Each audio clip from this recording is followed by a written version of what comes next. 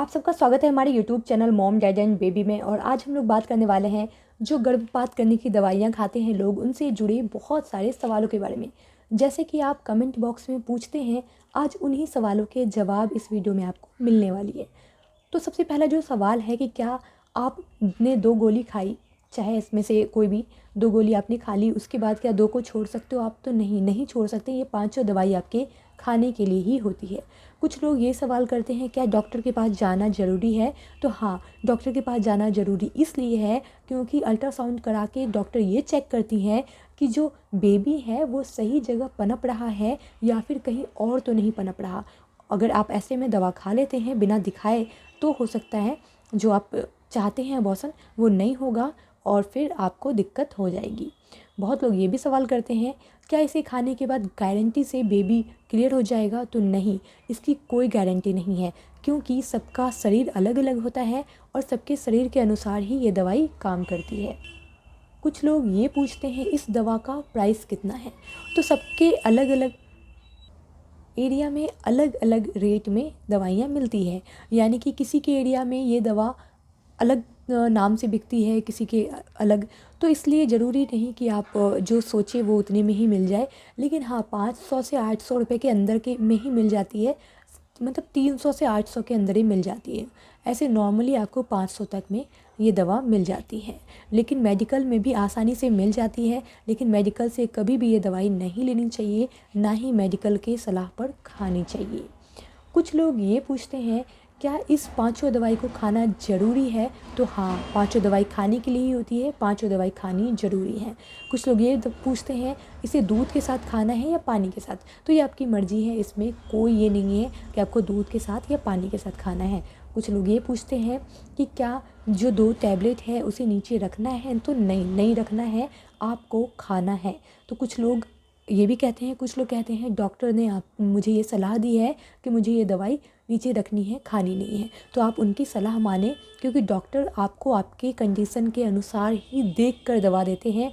उसके हिसाब से ही आपको डोज बढ़ाई या घटाई जा सकती है। इसलिए आप पहले डॉक्टर से सलाह लें। जो डॉक्टर सलाह दे आपको हमेशा वही करना चाहिए। अब कुछ लोग ये पूछते हैं कि क्या डॉक्टर को अगर ना दिखाया जाए, ऐसे ही खा लिया जाए तो कोई दिक्कत है? तो हाँ, दिक्कत आपको ये हो सकती है कि अगर किसी भी तरह की कोई दिक्कत हुई, यानी कि ये दवा नॉर्मल दवा नहीं है, सर दर्द की दवा नहीं है या पेट दर्द की दवा नहीं है कि आप अगर इस दवा को खा लेंगे तो आपको कोई दिक्कत नहीं होगी। आपको किसी भी तरह की दिक्कत हो सकती है। इसलिए आपको सलाह दी जाती है कि ये दवा हमेशा अपने डॉक्टर के सलाह में से खाएं, उसकी निगरानी में खाएं। किसी भी तरह की दिक्कत होगी तो डॉक्टर आपको संभाल लेंगी। अगर आप इसे ऐसे ही खा लेते हैं तो बहुत ऐसे लोग हैं जिनकी डेथ तक हो सकती है। इसलिए कहा जाता है बिना डॉक्टर के सलाह के ऐसी दवाइयाँ कभी ज़िंदगी में नहीं खानी चाहिए। कुछ लोग ये सवाल करते हैं, क्या एक बार दवा खाने के बाद पीरियड शुरू नहीं हुआ है तो क्या दोबारा दवा खा सकते हैं? तो नहीं, ये कोई आम दवाई नहीं है, इसे बार बार नहीं खाना होता है। इसे आप इसीलिए कहा जाता है डॉक्टर के सलाह से खाना। और तीसरी बात, अगर नहीं पीरियड हुआ, आपने पूरी पाँचों दवाई खा ली, उसके बाद भी नहीं हुआ, तो आपको डॉक्टर के पास ही जाना पड़ेगा। दूसरा कोई उपाय नहीं है क्योंकि हो सकता है वो आपका अबॉर्शन करे। तो इसलिए आपको डॉक्टर के पास ही जाना है और कुछ नहीं कर सकते। आप ये नहीं सोच सकते कि मैं और दवा खा लूँ या 2-4 और दवा खा लूँ, नहीं, आपको डॉक्टर के पास जाना है। कुछ लोग ये पूछते हैं, 60 दिन से ज़्यादा यानी कि 2 महीने से ज़्यादा का बेबी है तो क्या ये क्लियर हो जाएगा? तो नहीं भैया, 2 महीने से ज़्यादा का बेबी नहीं आप गिरा सकते हैं। इससे आपको 50 दिन के अंदर का ही अगर होगा तो ही आप ये दवा खाएं। इससे ज़्यादा का हो तो आपको ये दवा नहीं खानी है। कुछ लोग ये भी पूछते हैं कि क्या अगर 4 दिन का गैप हो गया तो कोई दिक्कत है? तो आपको 4 दिन का गैप नहीं करना है, आपको रेगुलर ही खाना है जैसे कि इस मेरी और से वीडियो में बताई गई है।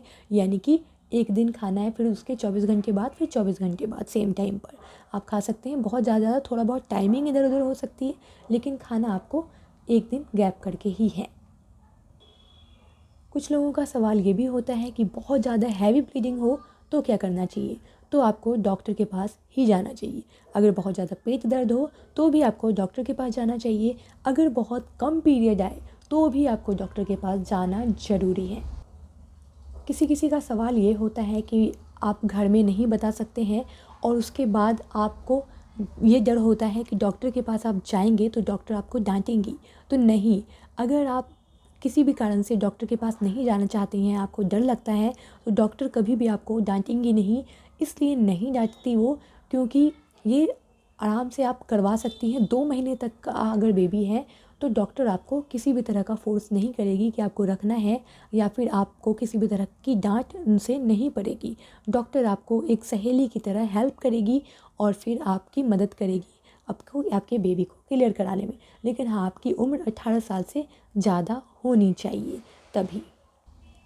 कुछ लोगों का सवाल ये भी होता है कि आपने एक दवाई खा ली, इसके बाद अगर आप चाहते हैं कि अब बेबी रखना है, यानी कि बड़ी वाली दवाई आपने खा ली है ए सेक्शन की, अब आपने सोचना है कि नहीं, अब मुझे ये बाकी की दवाई नहीं खानी है।